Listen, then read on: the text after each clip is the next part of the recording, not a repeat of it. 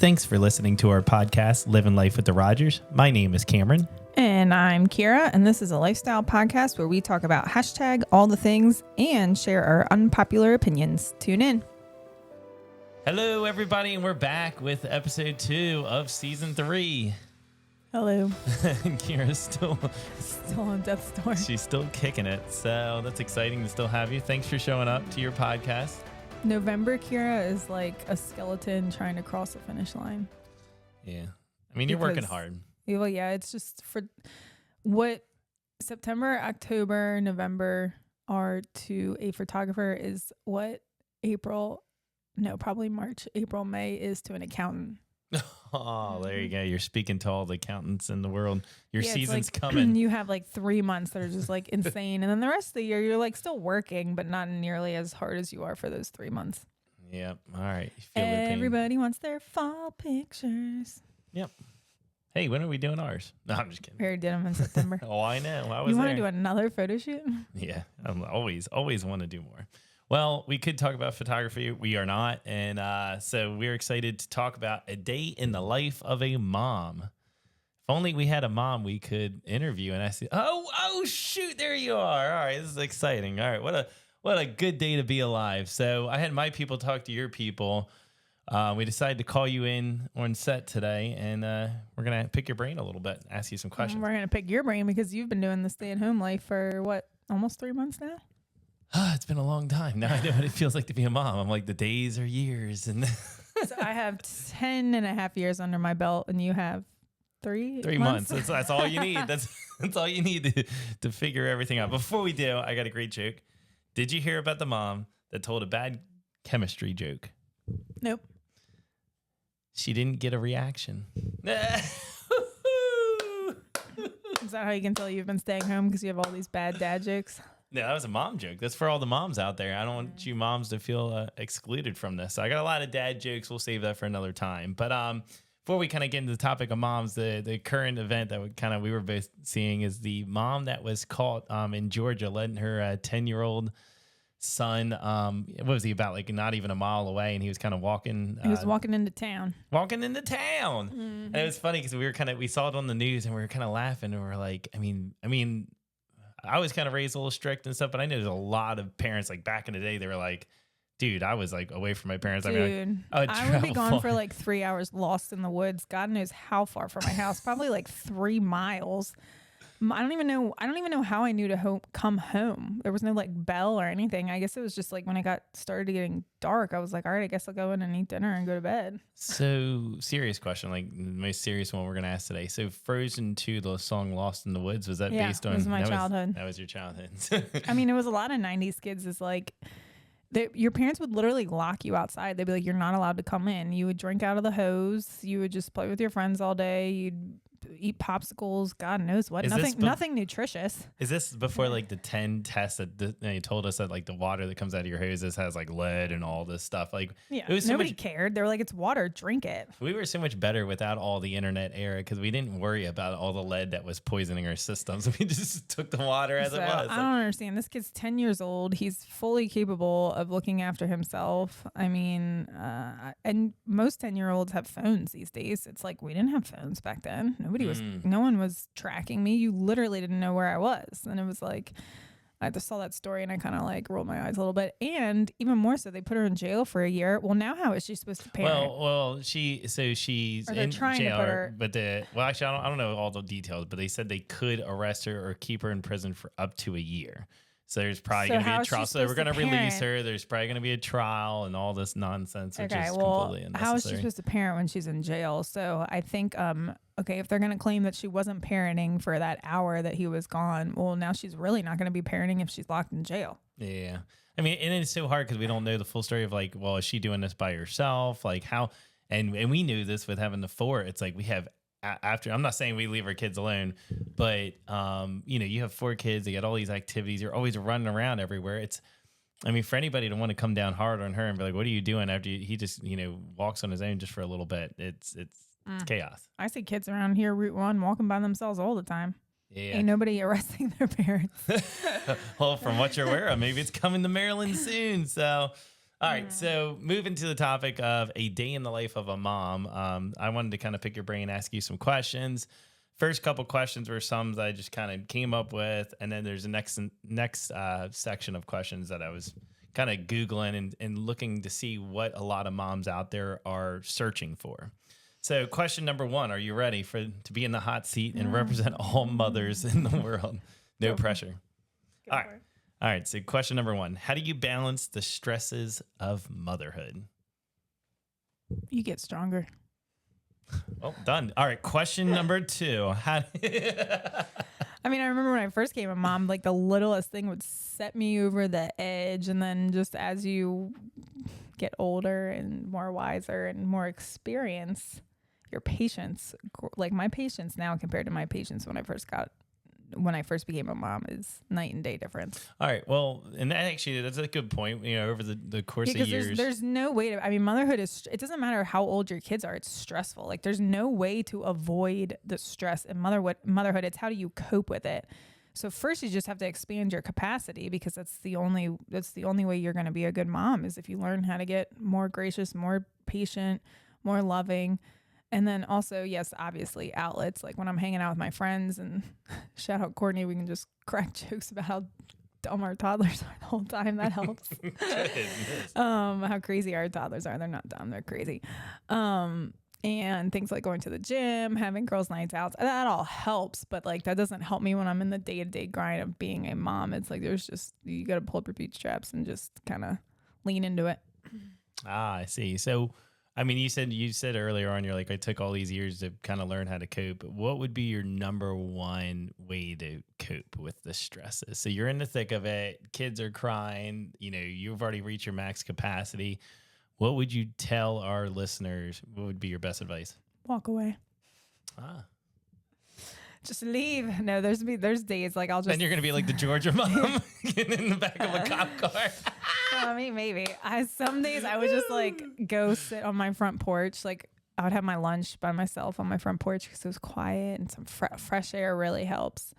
Obviously a lot of praying too and asking for patience, but I would say just like I used to react to my emotions when I would get like really angry or frustrated or sad or whatever. I would like react and like usually take it out on the kids. And now I've just learned to like just walk away and take some deep breaths, recompose myself, and then go back at it. And you can put your kids, I mean, I've put the kids like in their crib, in their rooms, wherever, somewhere where I know they're safe so I can just like have a minute.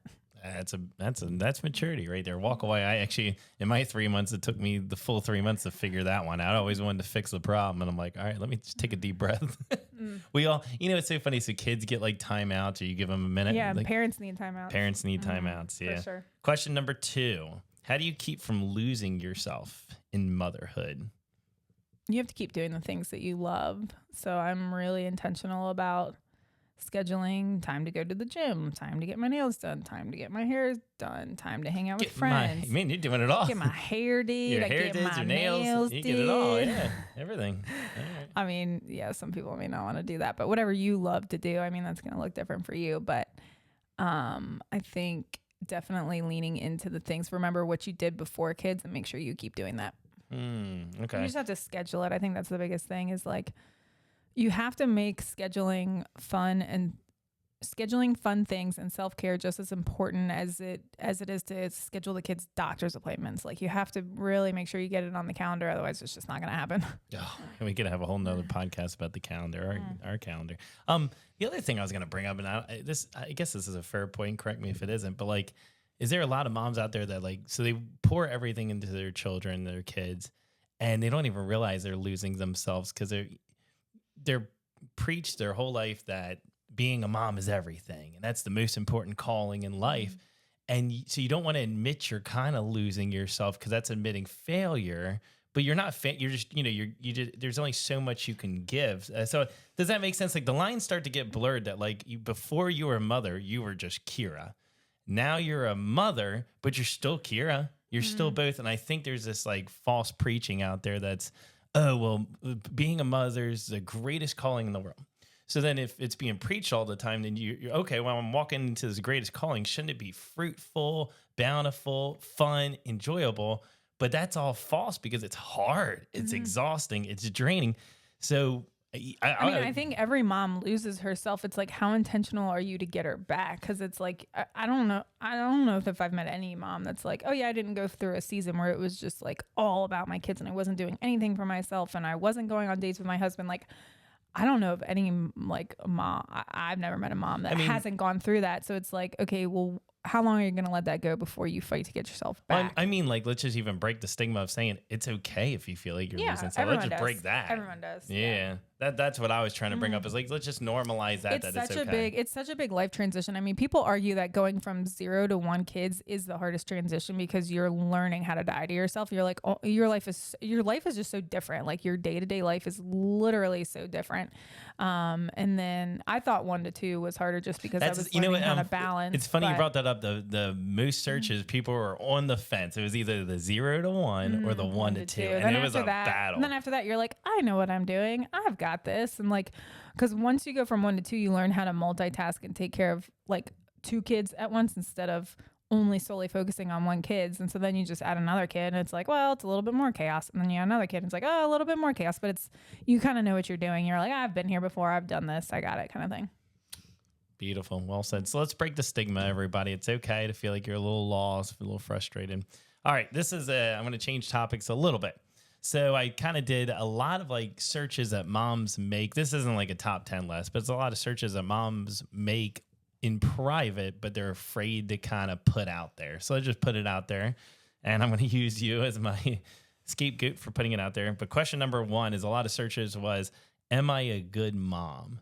So I don't know if you've ever felt that. And if you have, you can kind of speak to that. Well, I think moms feel a lack of affirmation when it comes to being mom, especially when you have little kids, because like your newborn, your 1-year-old, your 2-year-old, your 3-year-old, they're not thanking you for what you're doing for them, nor are they giving you any positive feedback. In fact, they're probably giving you negative feedback. So it's like, I think it's hard to know, like any other job, you can measure success. You have peer reviews, you have your boss, you have coworkers, you have people telling you like, oh, you did a good job on this. Oh, you need to get better. Like there's a lot of feedback. We should set that up with all the kids, line them up in a chair and do a peer review 6 months. But like with motherhood, it's like you don't have any of that. You're just like doing it and like hoping that you're doing a good job, but there's no way to, what is it, quantify? Is that the word that I'm looking for?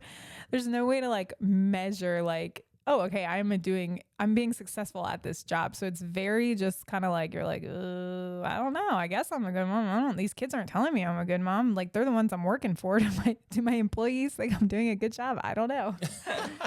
Well, thanks for sharing that. I mean, I think the affirmation is important. I mean, obviously we're going to keep pointing back. Well, and that's a call out to partners too. It's like you really need to make sure you're affirming your spouse if they're, in their parenthood journey, because you're really I think the one that sees it the most and has the potential to encourage them the most in their motherhood journey, if that makes sense. Makes a lot of sense. Yeah. So question number 2, is it normal to feel overwhelmed? People really ask that.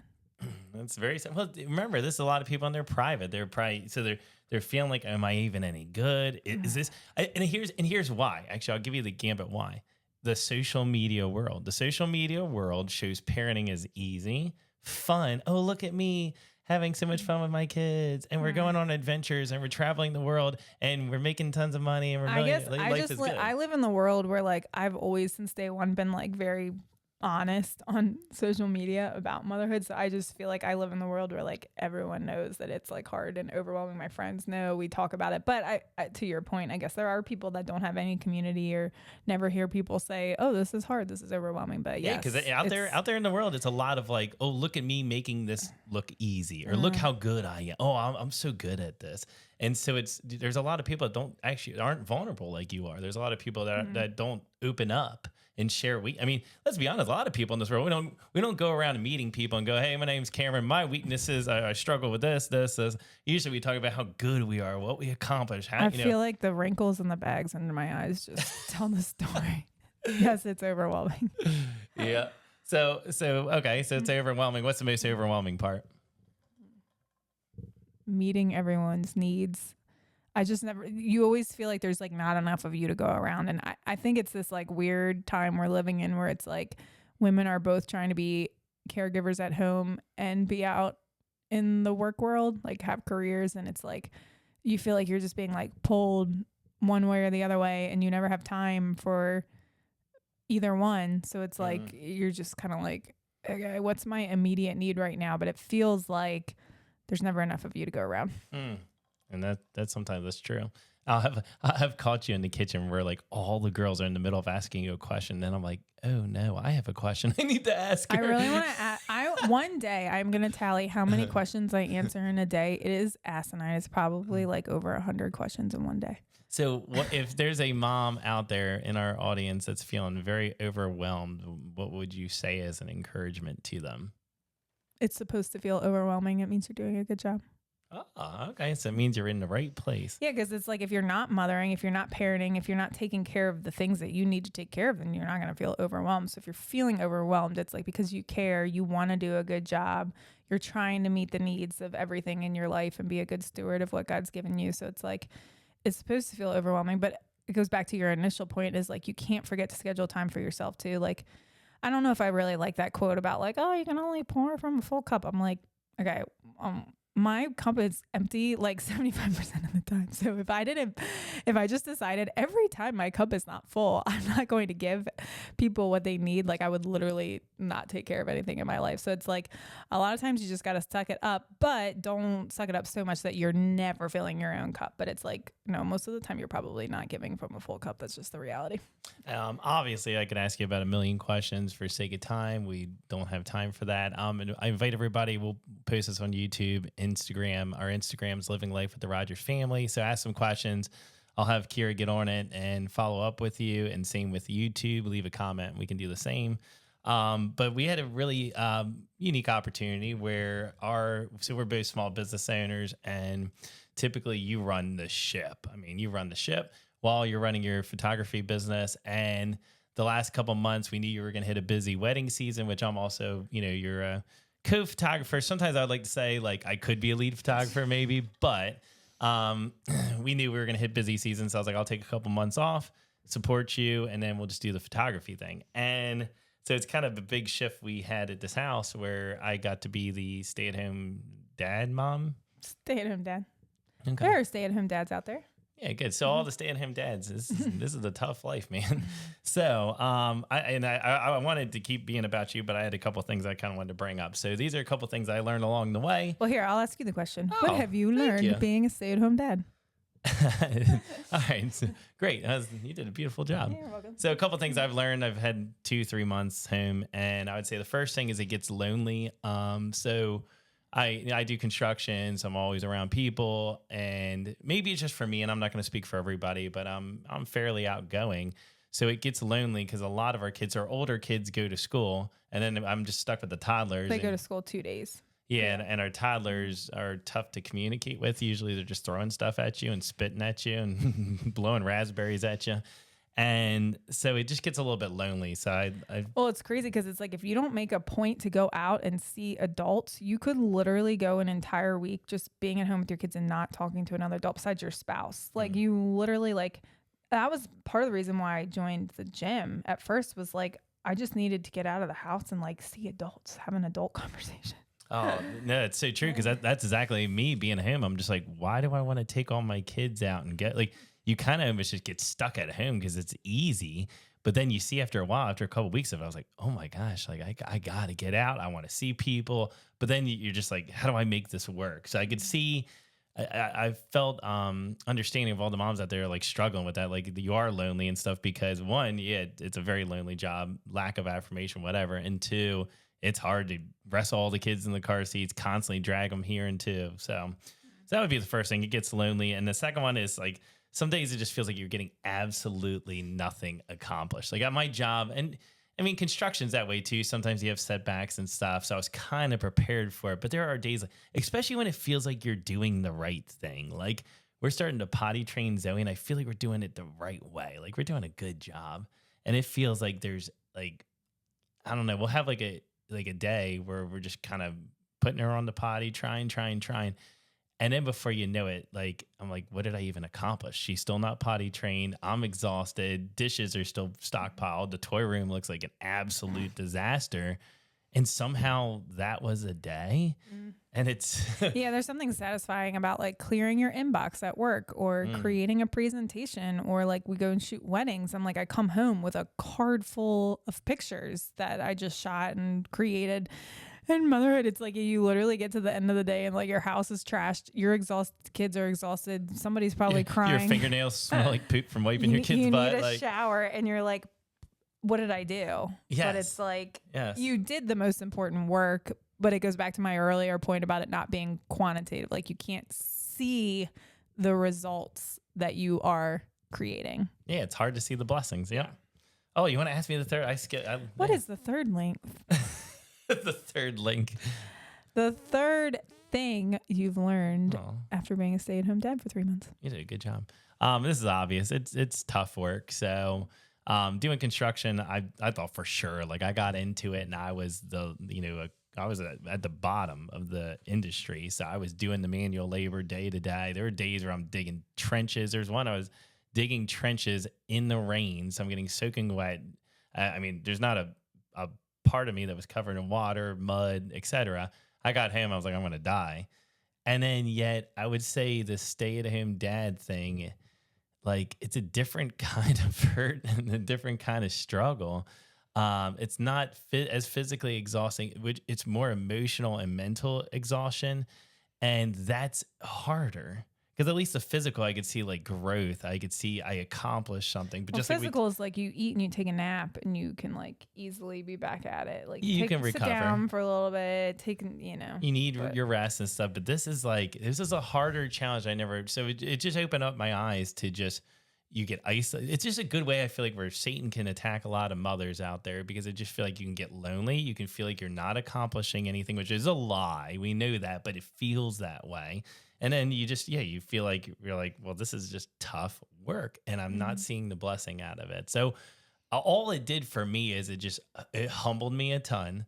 Because I thought for sure, I'm like, if I can do construction, I can do it. There's no problem. Well, was I a fool? So it's hard work. It's tough. And it kind of humbled the heck out of me. So, I want to start wrapping this thing up. Well, and it's been even more insulting. And I think it's culturally, we are getting much better at appreciating mothers, recognizing what they contribute to society, providing proper love and support for them. But like for a while there, it was like, well, you weren't even considered to have a job when you were being a stay-at-home mom. It was like, oh, she just stays home with the kids. And it's like, I'm sorry, you couldn't do this for like one day. Like, I don't know what you're. So it just felt like, okay, we're already like isolated, lonely, beating ourselves up, wondering if we're doing a good job, so tired, like about to pull our hair out, need a shower. And then people would have the nerve to be like, well, she just stays home with the kids. And it's like, what? Oh. So I think that just like added to that. But I feel like now people are starting to understand what actually goes into being a stay-at-home mom, and it's becoming a more respected role. Well, now I think anybody's like, I don't want to do that. Like, I'd rather take the job all day. I mean, people are going to be calling me up for work rather than trying to stay home with their kids. So to all the moms out there, I got to at least share one verse. It says, "Come to me, all you who are weary and burdened, and I will give you rest." It's Matthew 11:28. And let me tell you, I did it for 3 months. I'm so thankful for all the mothers out there that do it day in, day out, year in, year out. And I'm just so thankful and appreciative of all the moms out there and what you all do. I like this one too. She is clothed with strength and dignity. She can laugh at the days to come. She speaks with wisdom, and faithful instruction is on her tongue. She watches over the affairs of her household and does not eat the bread of idleness. That's true. You don't want to sit down. Her children arise and call her blessed. Her husband also, and he praises her.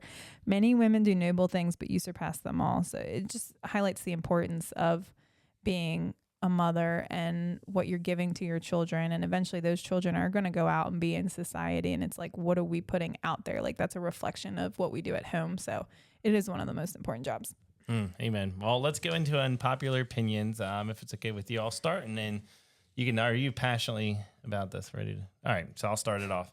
So it's going to be exactly what it is. I'm going to make a bold statement out there. I'm going to say being a stay-at-home mom is the hardest job. I'm like dying for the day I can just like mix concrete and like sweat to death and like get dehydrated, because that's so much easier.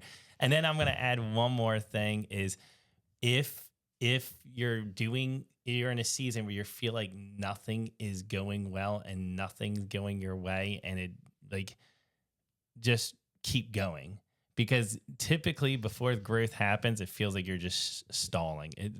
So the few months I had at him, every single time I tried to do something good, it almost felt like I took a step back. It felt like everybody took a step back. But then I knew, I was like, all right, there's something good here. There's something true. Stay true, stay focused. You may not get the reaction you want from your kids. You may not, get the immediate fruit, the immediate blessing of the situation, but stay true to it, stick true to it. And then obviously you're going to need a lot of God in your life. Let me tell you, without him, I would have walked out that front door a long time ago. And think about all the teachers out there who are stuck with all our kids. And then, we're talking to a lot of teachers locally, and they're all like ready to quit their jobs. And no kidding. I mean, this is a tough job. Not a lot of people want to do it anymore. There's a lot of people that get fed up, tired, don't want to die to themselves. And now we're stuck in this generation of crazy kids. So it's wild. It's wild, wild west out there. Yeah, I guess my unpopular opinion is more of like a line of thinking. I don't know if it's like one statement, so you just have to follow me on this. I think that women decided they wanted to be in the work world and have careers because they didn't feel like they had a choice, and like men were like kind of looking down on them. Like, again, she just stays home and wipes butts, or I don't know what she does all day. Like, I'm the one that's out like building a life, making money, being the career man, growing up the ladder, all of those things. And so I think women were like, like they felt like they had to get out there just to prove like their skill set and that they had value and they had things to bring to the table. So I think what we saw was like this mass movement of like all these women in the career force. Well, now like a lot of women are expressing like now that they are in the career world, they'd almost rather be home with their babies. And so it's like you see some women kind of like coming back to that. And so I think it's just like this weird thing where it's like, okay, we almost had to prove like we have something to bring to the table. We can be just as successful in the career world as you are. Like, see us for who we are. But at the end of the day, like, I do want to be home raising my babies, spending time with them, seeing all their first, teaching them, just loving on them, baking, whatever we want to do. And I think the whole point of that was kind of what I said earlier is like, respect what we do, like respect the work that's done within the home, honor it, value it, realize that you can't go do your job, effectively if we're not taking care of the home front the way that we need to be taking care of it. And so it's like this thing where like that should be just as respected as having a successful career, and see it that way. And it's okay if you just, because it was like, oh, I just want to be a mom. No, that's like it's such a big deal. Like, it shouldn't be, oh, I just want to be a mom. It's like, I want to be a mom. That shouldn't mean you have no other options. Yeah. And it's like, I want to be a mom and take care of my house. And like, it is hard. It's hard freaking work, but it's like, it's so valuable and it's so needed.